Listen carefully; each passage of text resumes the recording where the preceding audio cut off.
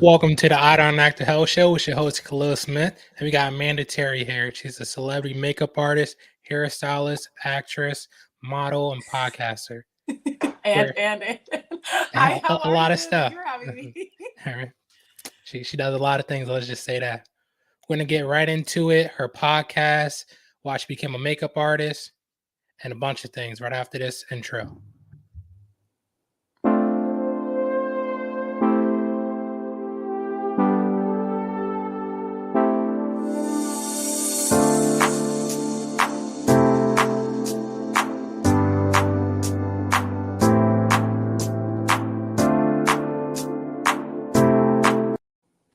Welcome back. How are you doing today, Amanda? I'm doing great. How are you? I'm doing amazing.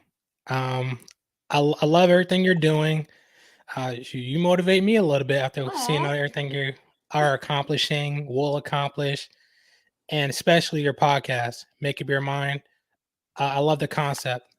Thank you. And looking at the background. But before we start, I would like my audience to get like a little preview of who you are, how you normally introduce yourself, and we'll just start from there. Well, hello, everybody. My name is Amanda Terry. I do go by Makeup Mandy in the entertainment world. I have been in entertainment for about 10 years now, passing 10. Ever since I was a little girl, I always knew that I wanted to be in Hollywood. Acting and singing was my first love, but that's not how it worked out. My parents put me in sports, which I'm very grateful for. It kept me out of trouble for a long time, and I think it was a good decision for me to be able to make my own decision on, wanting to go into entertainment as I was older, because as a kid, you're just young and innocent, so I'm very grateful that they put me in sports and that it ended up working out the way that it did. So, after I graduated high school, I was just like really lost and I didn't know what to do with my life. As I said, being an athlete when I was, in a freshman year, I was trying out for the soccer team and I hurt my ankle. So I only identified with being an athlete. So when that happened to me, it really messed with my mind. I started choosing really bad after school activities, I guess you could say. So that's kind of where it all kind of started, where I got like pretty lost, because I couldn't play soccer. And then after I had, started partying and stuff, I kind of lost interest in it. 15 to 25, that whole gap was just, I was lost. I didn't know myself. And I needed to really make a change. So, when I was 25, I was like, okay, I need to get like my crap together. Like I need to be a big girl and let's figure this out. So I started going to makeup school. And it's the best decision I ever made. It literally saved my life and it changed my entire life. Certified in beauty and special effects makeup. I started doing that. And I just really like busted my butt. I was working 3 jobs to pay my school tuition. I worked all of those dead end jobs, just to be able to, go to school. And, I worked at the makeup school that I actually graduated from. So I went to makeup school, graduated, and they hired me as an admissions counselor. I did that for a while, for like 4 years, and finally decided like it's time to move on. So I did that and I started going on set, and everything that I pretty much learned in school was great. It just kind of made me better, I guess, and I learned sanitation and things like that. But the best way to learn is to be out in the field and doing it. So that's how I got all of my experience, and everything's about relationships. And I just walk onto a set, got along with people, and it just ended up being a ripple effect. And here I am 10 years later, still doing it. And, during the pandemic as a creative, it was very hard, speaking for myself, wanting to be out doing things, whatever. So I was at my lowest point during the pandemic. I had lost my dad in 2018 to cancer. So this was 2020. So like 2 years, it was still really fresh. So when the pandemic started, all these riots and everything started happening, it really hit me that my dad was gone, like not physically here to like protect me, I guess you could say. And I did not want to live at all. So I was having literal anxiety attacks where I felt like I was going to die for weeks on weeks on weeks. And finally I was like, okay, I need to seek a therapist. I need help. So I started going to therapy. I got on Zoloft. And I came up with my entire concept during that time for the podcast. So 2022 hit and I got approached, you know, if I'm going to start a podcast, like I'll help you type thing, whatever. So opportunity, is when you're ready. Like those opportunities won't come to you. That's the universe literally handing you that gift. Like, hey, here you go.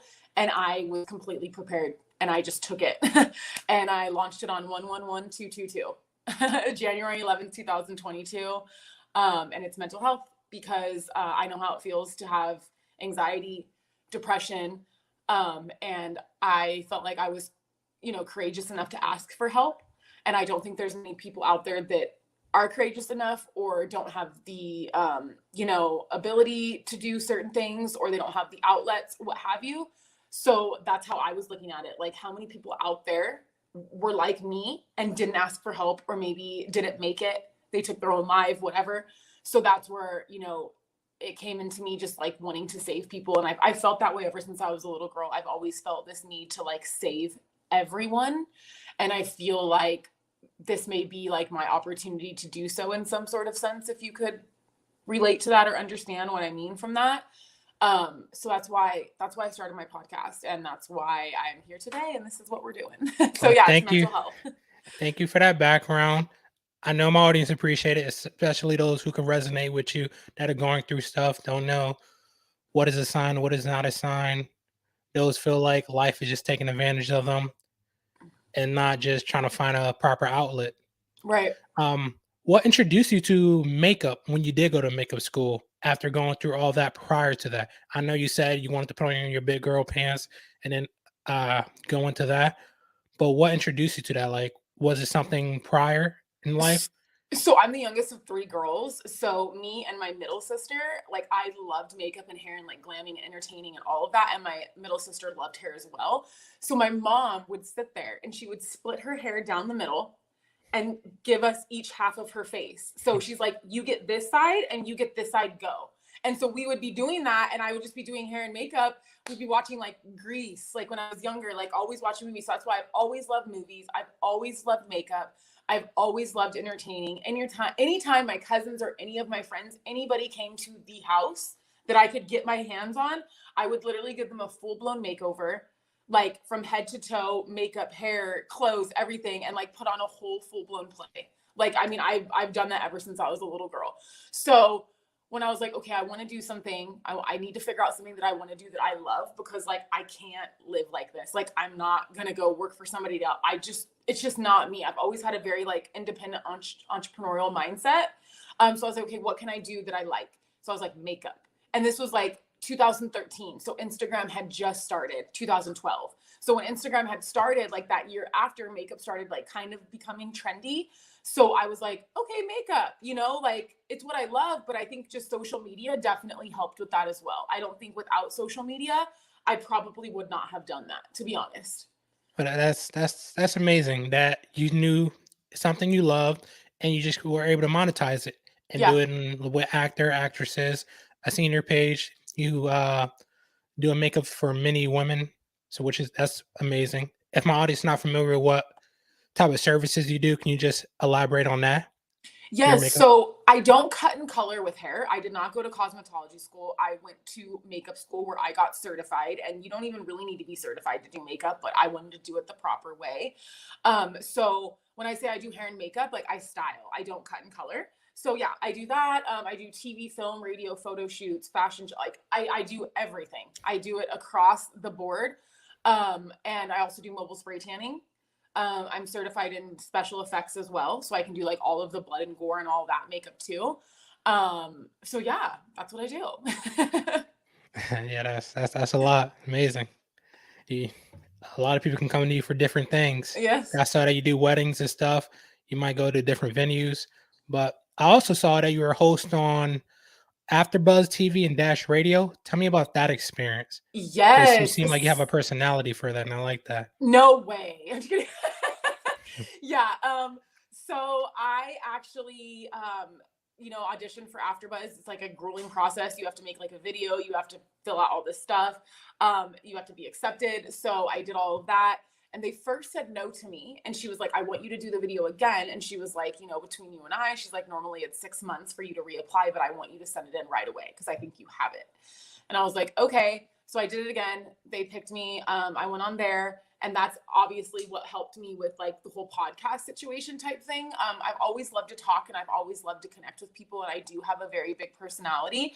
So it's not uncommon for me to like want to do that. But I think just really getting the whole professional side of it and getting the experience of it, I was like, wow, this is something that I really like to do. So, you know, Afterbuzz TV, I did like the Real Housewives, I like reality TV and things like that. So I covered mainly that. And then they had me moderate and I'd only been there for a month and they wanted me to moderate. And I was terrified, even though I knew I could do it. It's just a little scary. So I did it and I was like, wow, like I want to be in control of the panel all the time. So, you know, I want to bring that back a little bit. About your tapes, what did you do differently for the second one? I don't remember. Oh my God. Okay. So I think I covered Stranger Things because I love that show. If anybody's listening, you know, if you ever need a makeup artist.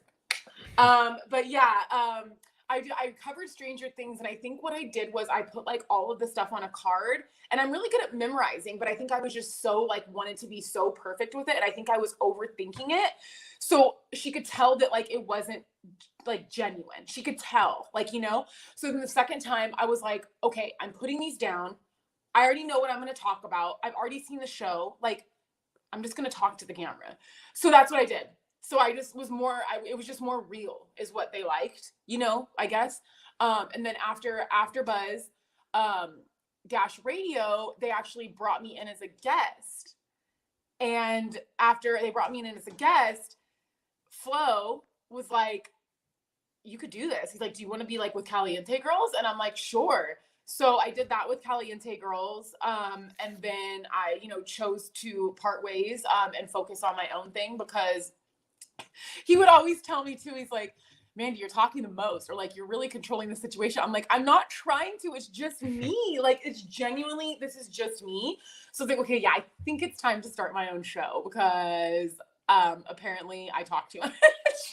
And that led into your podcast? Yeah. Well, I mean, all of this was prior to the pandemic. Okay. You know what I mean? This was all prior to the pandemic. So then when the pandemic hit, that's when all of my mental health stuff, you know, like I started to realize my childhood traumas and like all of these things that are leading up to why I'm feeling this way. It wasn't just my dad, you know, it was a lot of things, but I think like the pandemic really set that off. So I'm very, very grateful for the lockdown. Not for the pandemic, not for the virus, not for any of that, whatever. I'm just very grateful for the lockdown because I think that it really opened up a lot of people's minds to no longer calling it mental illness and referring to it as mental health. And I think it put mental health onto the forefront. So I think without the pandemic, I don't think all of this stuff would be relevant. I really don't. I think it would still have a negative connotation to it. I think people would still be looked at like they're crazy. They would be looked at as an illness. But so many people around this country sat with themselves and the suicide rate went up. We lost more people, you know, and it's like not everybody can afford healthcare. Not everybody is comfortable speaking about their problems. So I just really wanted to create an outlet and just like, I guess a community, like a family of, you know, people that just aren't afraid to be vulnerable. You know, my whole motto for my podcast is vulnerability leads to connection, which then leads to inspiration. So without us being vulnerable, we will not be able to connect with each other. And then how are we going to inspire each other? You know, we really need to start leading with compassion rather than judgment. And that goes with every single, I think that is just perfect for everything that's happening in the world right now. I think we need to lead with compassion, not judgment. I definitely agree. Like, let's start understanding. Like, okay, your side, cool. Now my side, cool. We don't agree, but like, can you maybe understand where I'm coming from or why I made that decision or vice versa? You know, and that's with everything, politics, everything. We just need to lead with compassion. Yeah, I think people just want to be right in like every single situation. Want power. People want power. They want to be right and they want power. I want to dive into 2020 and when you were at one of your lowest points and how you kind of overcame that. before your podcast, like how did Honestly, you do it yourself? Did you ask for help, friends, family? I mean, I was literally having anxiety attacks. It was like debilitating. Like I genuinely felt like I was going to die. Like I felt like I was dying. I remember talking to my mom on the phone at like 4:30 in the morning one morning. I was like, Mom, I'm dying. She's like, I was like, I'm dying. I'm dying. I'm dying. She's like, go to the hospital. I was like, I don't want to go to the hospital. Like, I don't want to go to the hospital, but I feel like I'm dying. And I mean, I had to take a little bit of Xanax, you know, to even just be, I mean, I would take the tiniest little bite. And I'm not telling people to go out there and take, you know, only take what's prescribed to you, whatever. I did what was best for me. And I felt like I was dying. So I took a tiny, tiny bit of Xanax. And within 30 minutes, everything was completely gone and I was able to sleep. So it's like medication. I get it and I understand it. I was there and I did it. But, you know, they put me on Zoloft, which is actually an antidepressant, but it helps with anxiety. I don't know, whatever. It took me like 3 months to get adjusted to it. It suppressed my appetite. So there were like ups and downs to it, but I've actually been completely off of it for a year now. And I completely stopped cold turkey, which you should not do. Don't ever do. My doctor was pissed, but I was like, I don't want any more hormones. I don't want any more unwanted anything in my body. I just wanted to like kind of deal with it with my mind. So I'm happy to say I have not had an anxiety attack like that in I don't know how long. I'm very, very happy. I think that it's just knowing what triggers you. I think it happened to me so much without medication that I had no other choice but to talk myself through it. You know, like I would Was that literally just sit conversation there. with yourself or or Yeah, someone like I would else? just be like, I don't even, I honestly don't even remember. Like, honestly, I can't even tell you what I was telling myself. I think I'm just very, I didn't want to live, but I didn't want to kill myself. Does that make sense? Yes. I just wanted the pain to go away. Yeah, I I see that think in a that's the lot best of way to describe it. yeah, I see that in a lot of people. It shows that you had the strength not to do it, which is amazing. Some people can't find that strength and they feel like Well, they have I to for give sure in. didn't want to hurt myself. You know, like I didn't want to live, but I wasn't gonna do something. Like, but trust me, the thoughts went through my head. You know what I mean? Like they were there. The thoughts went through my head, but I don't think I could have actually brought myself to do it. And what's crazy is like I always thought like, oh, like when my dad was still here, like before he was sick or anything, before I had any idea, whatever, I was like, you know, just thinking about him being gone, I would start crying. He's literally my best friend. I would literally start crying. And I remember thinking, like, wow, like I would die if something happened to my dad. Well, I watched my dad deteriorate for 4 months. I changed my dad's diapers and he never saw me cry once. And I survived that. So I think after that fact, and then me sitting there 2020, like on my floor, having these attacks, like, I think I was just like, I survived through that. So I can survive through anything. Like, I can get through this. It was just like the whole knowing of him not being here, not being able to talk to him, or like, I mean, I can still talk to him. I still feel him, but it's not the same. So, I think just going through that really, made me stronger. It really made me stronger. And I just want people to know they can literally get through anything. They can literally get through anything. You just have to, I don't know, find people to talk to. I had some a really amazing core group of friends that I was able to like reach out to and be like, I literally feel like I'm dying, and they would help me and whatever. But also therapy. Therapy really helped. It just gives you the tools to like when you're having an anxiety attack, they say like look around you, like touch something that's real, like this water bottle. This is real. This is a real water bottle. It's here. It feels like plastic. So as you're talking about this, you're not thinking about your anxiety. Like tangible things, like breathing techniques, like breath is literally life. Breath is literally life. If you can, there's so many things you can do with just breath. You know, you can create DMT. You know what I mean? That our body naturally produces. Like there's Wim Hof breathing. There's all of these breathing techniques that I've researched, and I really tapped into my spirituality. I realized that just mental health goes beyond, oh my God, it's so hard to describe. It's genuinely like a relationship with yourself, I guess is the best way to say it. So I think just tapping into my mental health and, you know, really looking at all of these, you know, different outlets, reading everything. And I just realized all of it makes sense. Like it's all one.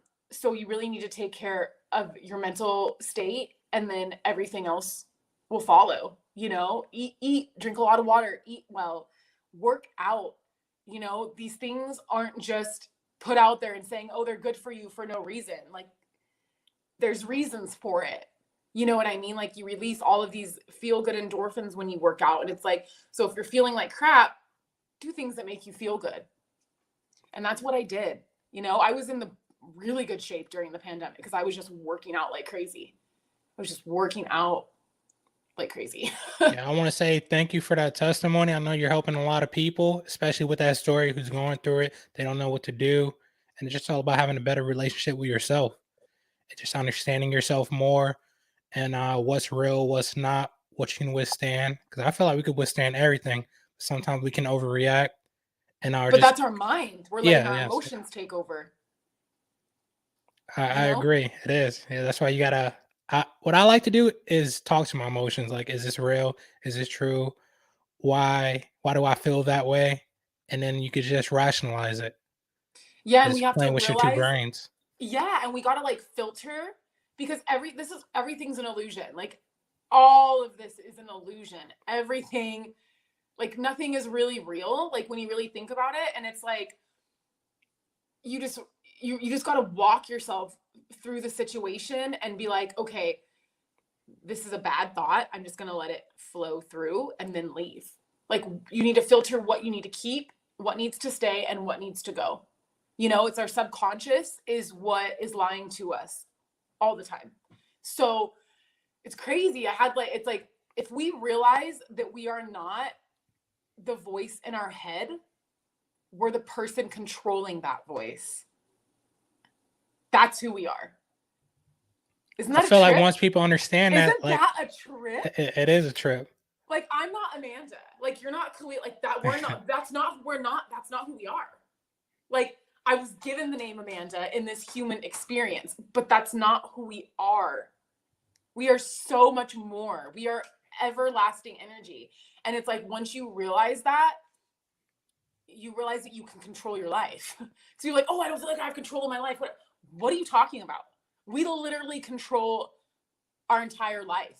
It's just one decision away from going another way. It's just like when you think about your body, it's going to decay, but that's not you. So I agree with that. But you want to take care of your body so you can last longer in this life. Yeah, for sure. But I want to go into more of your mental health podcast. What are some of the things you talk about on there, or how do you try to give value to people so they can learn and they can handle it in their life better? Okay, so we talk about very, very, very heavy topics. Like I want my guests to come in, sit down with me, tell me where they grew up. Like I want to know their backstory, and then I just have a conversation with them, and then I just ask them questions. And you know, I obviously ask them what they feel comfortable talking about. I send them an email prior and I give them like a list. So it's all organic, but this is just the way that I do it. I just give them, you know, topics to pick from, or I say like, I'm open to suggestions. But I let them know that like, I want you to be vulnerable and I want you to speak about like your darkest times and how you got through it.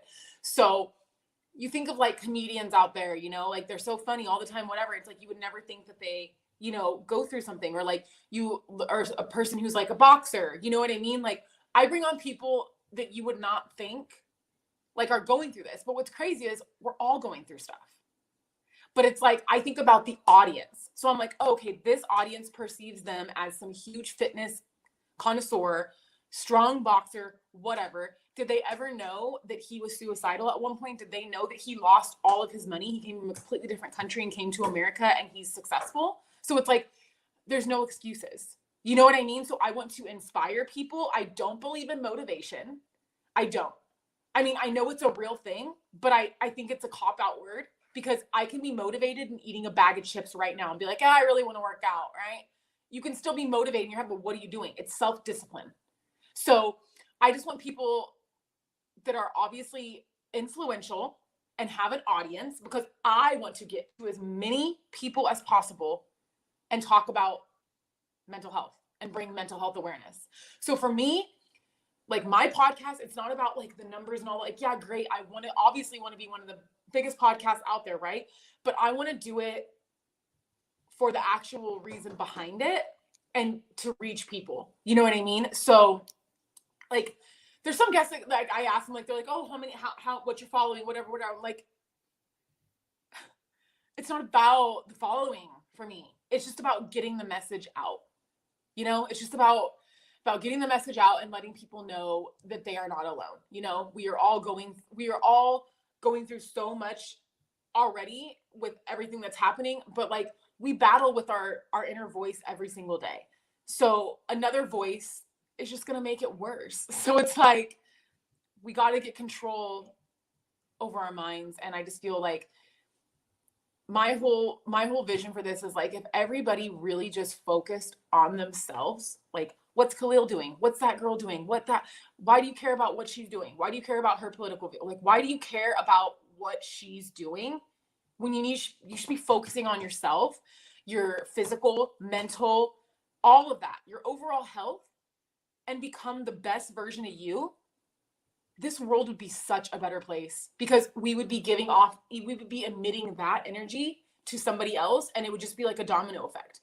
Everybody just like sat and meditated and read and like did things that they loved. I'm telling you, this would be a much more peaceful place.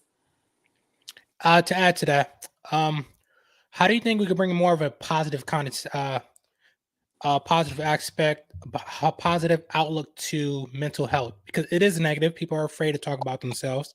They don't want a lot of people to know things, just because we live in a world where we compare ourselves, like you said, to her, to him.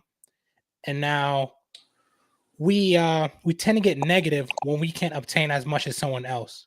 But that we can. Yeah, but it's hard because like a lot of people don't sit with understand themselves that. and try to learn themselves. They just want to look at somebody else and compare, and then they get sad when they're sad, jealous, envy of them. I think that we need to look at talking about our feelings as being courageous. Like it takes courage to talk about these things, and that makes you strong. So I think the best way that we can do that is just reaffirming what I've said. You know what I mean? Like, you know, like your feelings are valid. Like, thank you for sharing, you know, like rather than like, oh, I'm so sorry, or that's weird. You know what I mean? Or like, if you don't know what to like, I think it's very important who you talk to this about and with. I think that's where it starts.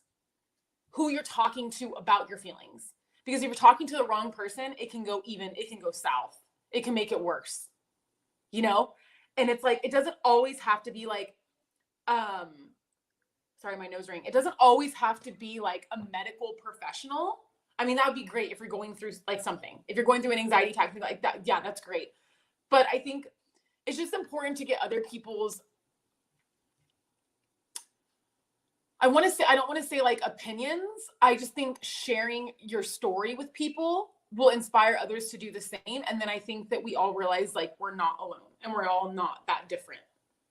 Yeah, just because we're social being and we like acknowledgement, but you want to seek it from the right people, not the wrong people, because they may not understand. And we shouldn't seek everybody approval. Just like, yeah, I'm not opinions and not approval. I think maybe just sharing your feelings and your stories and not looking for an answer or a judgment, but just getting it out and talking about it. I think that's the best way to do it, and just realizing that it's a courageous thing that we're doing. It's not something that you should be ashamed of. You know, like we all have feelings, and it's like if we don't talk about them, like what's going to happen? You know, They're just gonna like get bigger that and bigger. outcome is Yeah. worse. The outcome of you not talking about it is going to be worse than you talking about it. Okay, I want to head into your acting. I know you started acting I want to say for 3 years, 4 Mm-hmm. years you've been acting. Tell Mm-hmm. me about your first role and how that experience was. I've been in almost everything I've worked on as an extra because Okay. that's just how it is. Like they're like, you want to jump in? I'm like, cool, whatever.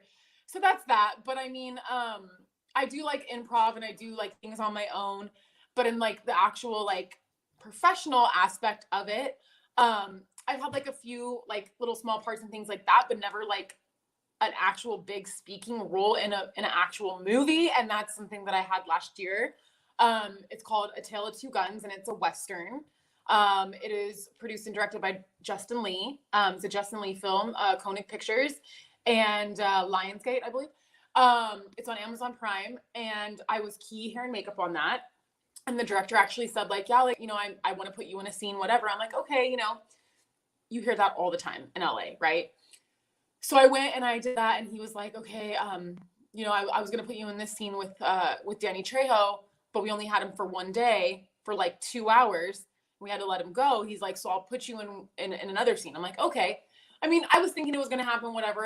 I was like happy about it, whatever, but I was just trying to just kind of ride the wave and let it happen naturally. So sure enough, you know, we were out at White Horse Ranch, and he was like, hey, I'm gonna put you in as like as like a girl in the store. I'm like, oh, okay. He's like, you're gonna be in there with Casper Van Teen. I was like, oh my god, what a trip. So yeah, I had 2 lines, but whatever. It's an accomplishment, and I'm really excited about that. So I'm definitely looking forward to being more in front of the camera. That's my goal now, is being more in front of the camera. I feel like I've paid my dues. I've been behind the camera for 10 years, and I'm ready to be in front of the camera. And you know, that's just how it happens in LA. You know, you go in doing one thing, but you ultimately want to come out doing another, and that's how it happens. So however the wave comes, I'm gonna ride it, and I'm excited to see, you know, what happens in the future. And I mean, I love entertainment, and I love acting. I love movies, and I love creating something that lasts forever. You know? Yeah, you're really good at it, and I know you're gonna make it to your big roles, and you're gonna keep Thank you. on. They're gonna keep on coming, I appreciate that. especially with how hard you're working. But I Thank you. want to talk about American Beauty Star Oh my god, I and how forgot you about were that. one of, huh? Okay. American Beauty Star. Um, okay. So 2017, it premiered on Lifetime. And it was a 4-week filming process, very grueling, and we were quarantined before the pandemic to the hotel. So, okay. So it was a reality competition show, hair and makeup, 6 hair, 6 makeup from around the world come together. We have a partner of the opposite trait, and we compete for $100,000, Teen Vogue magazine shoot cover, and all of the sponsors, like a lifetime supply of all of that cool stuff, whatever. So crazy story. So this is how it happened. I found the ad on Craigslist. Yes, Craigslist. I applied.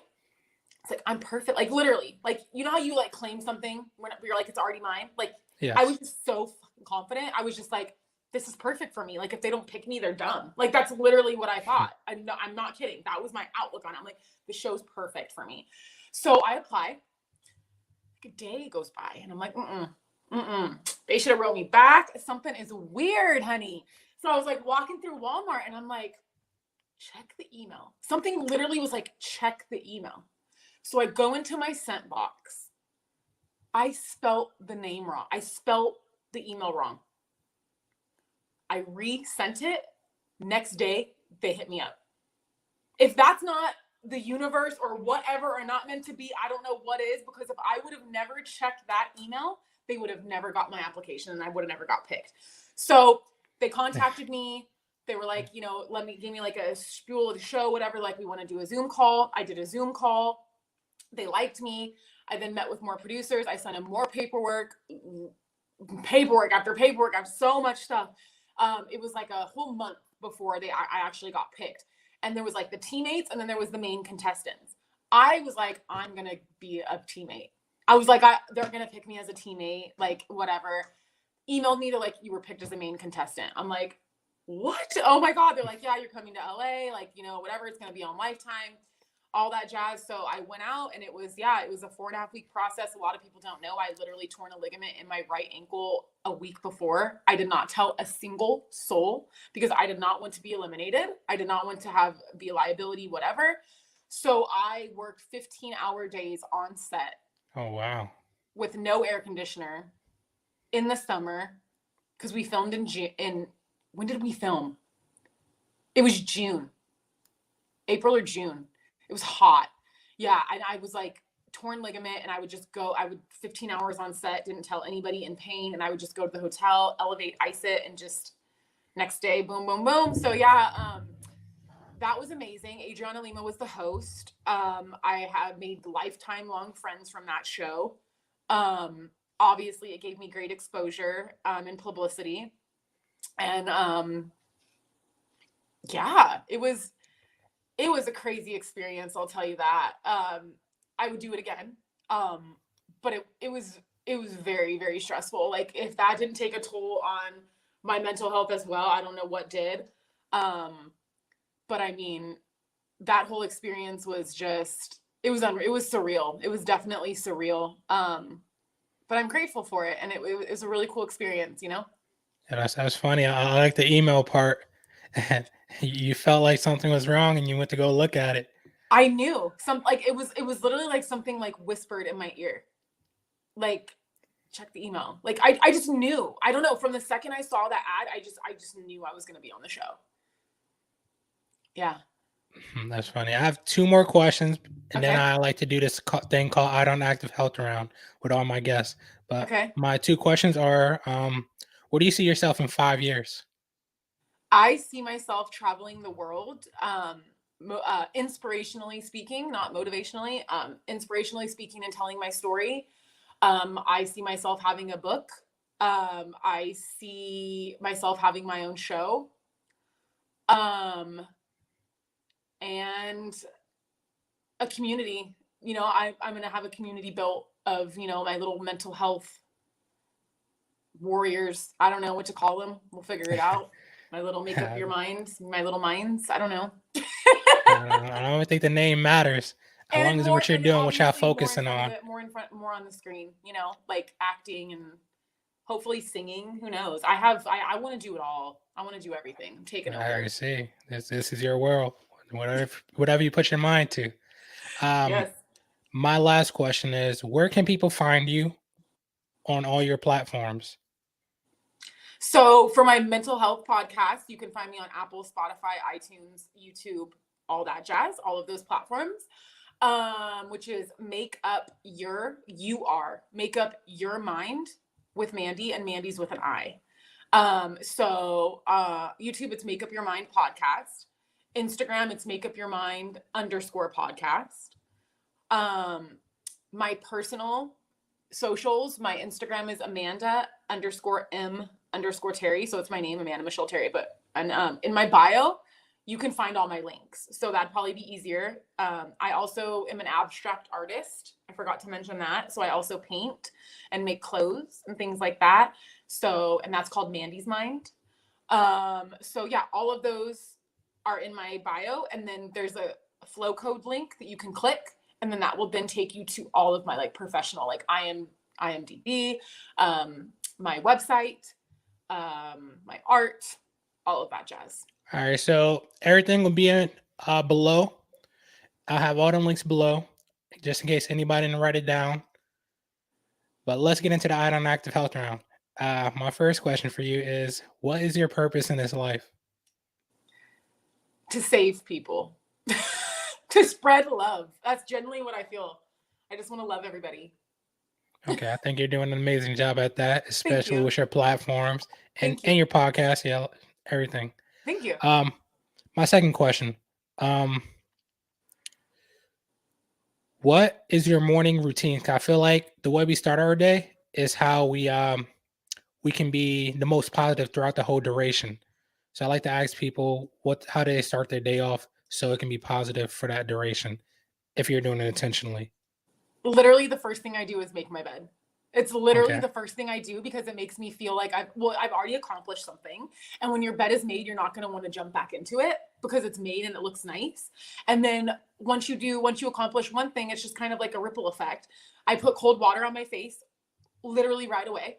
Like I make my bed, I go straight to the bathroom, brush my teeth, cold water on my face, and then I put an aloe vera ice cube, like real aloe vera. I made it in like ice cube trays, and I rub it. I do one on my face because it really helps. And the cold's really cold, like shocks your system, and it wakes you up. So I do that, and then I take care of my cats. Literally, right after that, I take care of my cat. So I'm taking care of my babies, and then I look at my schedule and I figure out what I have planned. I'll be honest, I do need to get into an actual routine. I feel like there's days that I do it and I feel good and whatever, but then, other mornings you get a little sidetracked or whatever. So, what I could tell you, my ideal day on the good days that I do have, it's making my bed, then that whole thing. And then it's, meditating, working out, and then coming back and then reading for a little bit and then showering. And then I'm ready. And then I just like figure out whatever I have to do because all of my days are different. Like every single one of my days, different. I'm like, I wake up sometimes. I'm like, what am I doing today? Am I doing makeup? Am I doing model? Like, no, I'm not even kidding. There's been so many days where I wake up. I'm like, what day is it? What time is it? Like, what's happening? And then I jump out of bed and I'm like, oh yeah, I'm on set. That's why it's so important to do what you love. Like you want something that's going to want to make you jump out of bed. Like you need to find purpose. Purpose is, if you don't have purpose, you don't have anything.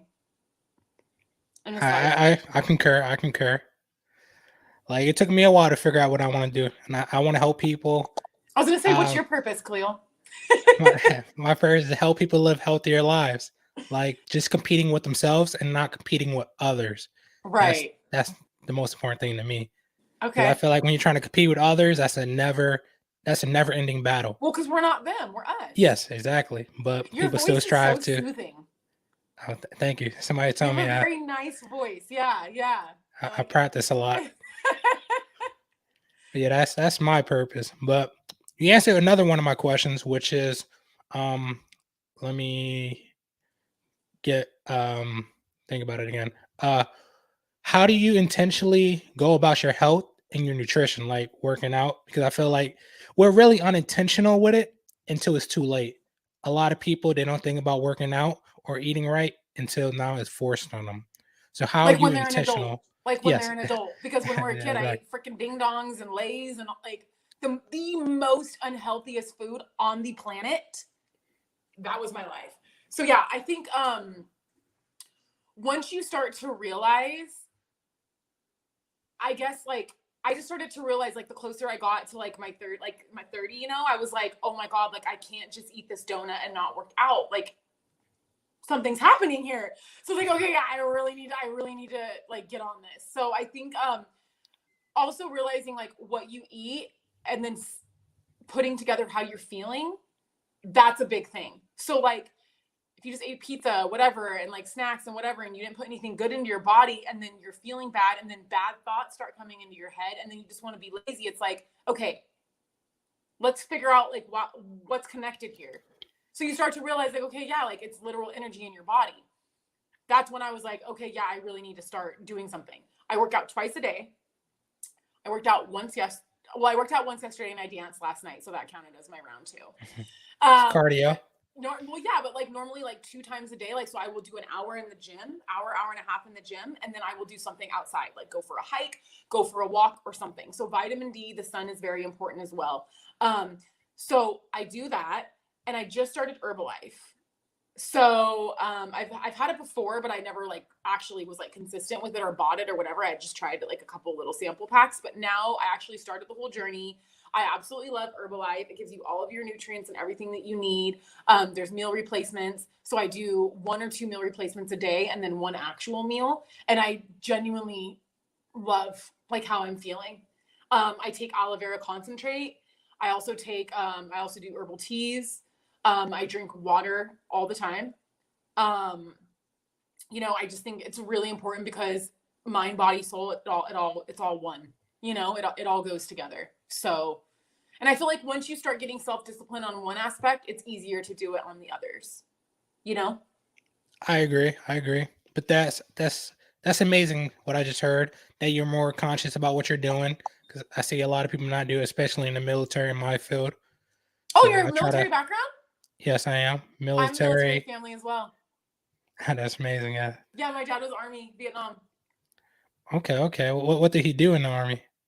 He actually drove the bulldozers to take down the trees. So he cleared out Yes.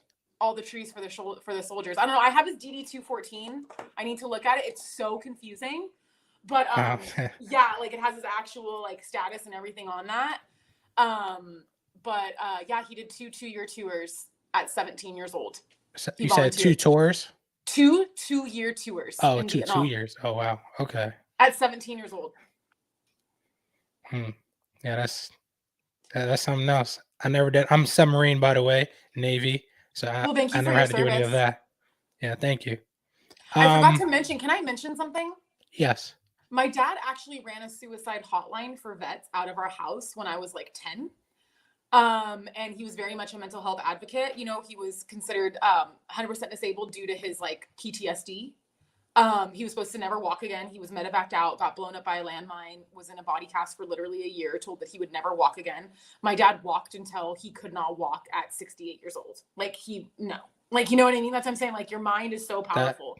So, he was very much like a mental health advocate, and, you know, he's done so much for veterans. And so I think I was subconsciously picking all of that up, you know, as I was a kid. And him and I'm a lot like him.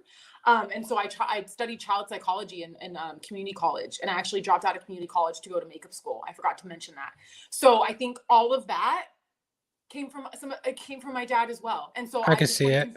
I want to continue on in his legacy and continue helping people. So I think I'm doing so. And that's my, you know, I guess you could say that's my purpose, is continuing on my dad's legacy, because he's not here anymore, you know? So I want to continue following in his footsteps and caring for people and just helping in any way possible. Which is definitely needed. Like people need help. That friendly voice, somebody who's, especially in the military, like I like to talk to people who are struggling, even if I don't know them well. I never know. Like that communication, that conversation could just change somebody's outlook on life. Oh, and they may feel like they're enough now. Yes. Because I never know how somebody's feeling unless I ask. My last question is, what do you ask yourself when you have emotion you're not comfortable with? I feel like in a lot of people, we don't have conversations with ourselves. We just take our emotion as truth or how we feel. So how do you go about that? When you dealing have a with my feeling emotions? Yes, that may not be true or not. I think I just ask myself, like, if it's true? Like, oh, I'm feeling this way, but is that true? So like when I feel down, I literally go on my website or my social media and I look at everything I've accomplished. And I just remind myself, like, you're not a loser. You're not depressed. You're not, and you are enough. Like, you have accomplished things. Like, you are inspiring people. Like, you know, like I don't know. I guess I just kind of reassure myself with myself. You know? Yeah, I think that's a perfect answer. Like, that's what I would do. And that's what I see a lot of people. Just reassure yourself, depending on what that conversation you're having with yourself. If it's a lack of self-worth, yeah, reaffirm yourself with your accomplishments. And I think our opinion of ourselves are way more important than anybody else's, and the conversations we have with ourselves. Yes, it is. You hit it right on the button. Yeah. I want to say thank you for coming on the Eye on Active show, Amanda. It was amazing talking to you, hearing about your experiences, what you're doing in this world. I wish you the best, and I know you're going to accomplish everything you stick your mind to. Thank you so much. Let's stay connected. I appreciate you. Will. Thank you for having me on here, and I hope that somebody took something away from this. At least one person. That's all I care about. It took something away, you know, made somebody feel better, or like help them realize that they can change their life. We can change anything. It's just up to us, you know. We just got to make up our minds. Yeah, I like that. I want to say thank you to the audience for coming on the Eye on Active Health show. I hope you learned something. You feel better about whatever you're going through. And now you know you're not alone. If you need help, seek help. Talk to a friend, talk to family, talk to somebody.